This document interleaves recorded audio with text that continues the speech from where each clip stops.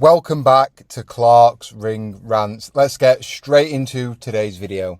Breaking news, he is back. The two-time heavyweight world champion, the Olympic gold medalist, Anthony Joshua, will return to the ring on the 25th of July. It'll be in Saudi Arabia.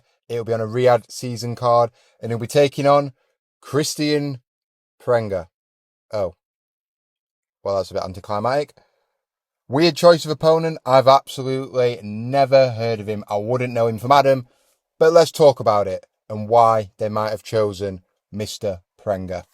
Just before we get into today's video, if you could do me a massive favour, hit that like button. And if you're not already subscribed for God knows what reason, please hit that subscribe button. We're closing in on 100 subs. We're nearly there. Thank you for your support. I really appreciate it. Back into the video. So Anthony Joshua's back in what will be his first fight since taking on Jake Paul in December. His first fight since that tragic car accident last year.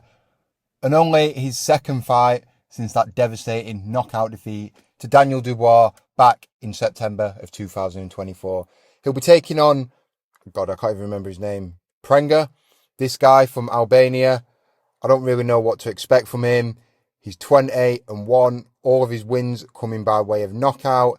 He's 35 years of age, he's 6'5", and I'm going to guess he fights out of the orthodox stance as well. Now, I've never heard of this guy, and if you just take a look at his box rec here, there's not really anyone of note. There is, interestingly, a win over Joey Dwayko. He stopped him in 5. And if you remember, there are rumours, unconfirmed reports, that Joey Dwayko knocked out Anthony Joshua in sparring in preparation for the Ruiz fight. He gave him a concussion. They're the rumours. We've heard it all before. Just a little interesting bit of trivia there for you. He was stopped by Anthony Joshua's next opponent, Kristian Prenga. But anyway, this Prenga guy, I don't really expect too much from him. He's got 20 wins, all coming by knockout, but who the hell has he fought?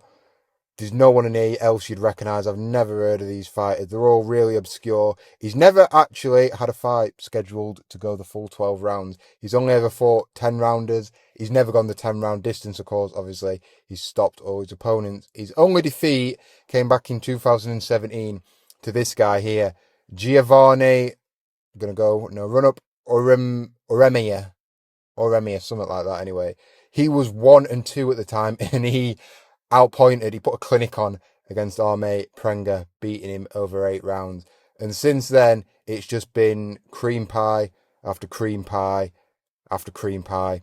Now, when they talk about tune-ups, they couldn't have found much of a softer touch than this guy. He's not ranked in the top 15 of any of the major sanctioning bodies. No one's ever heard of him. You know what, Eddie Hearn's going to be waffling in the build-up. Oh, he's a puncher. Oh, he's got all 20 wins by knockout. Yeah, but come on, I could probably knock some of these guys out. It's nothing to write home about, and there's absolutely no risk. I'm going to go on record as saying that. No risk in this fight. No jeopardy for Anthony Joshua. It's a cream pie.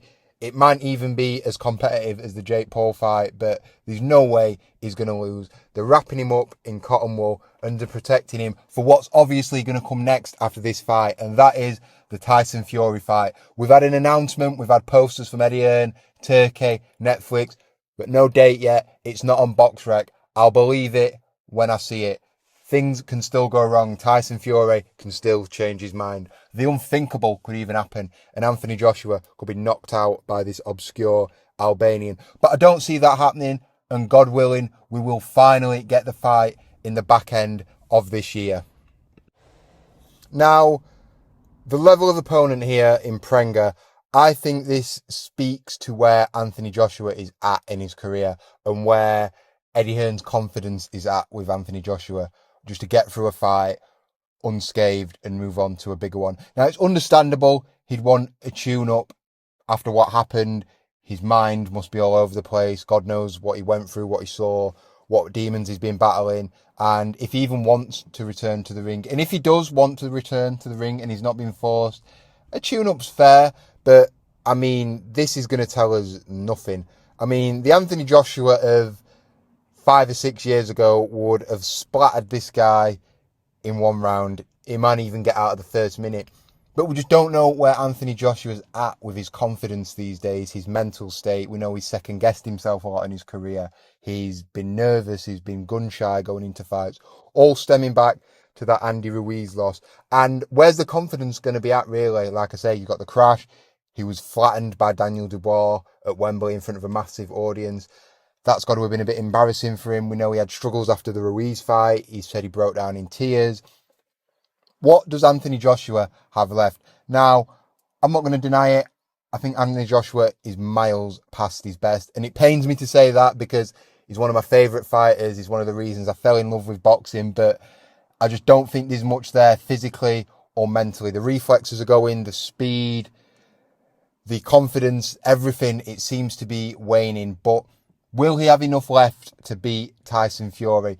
Will he have enough left to convince us in this fight he can still be a threat? I'm not sure, but that's what this guy's been sacrificed to do.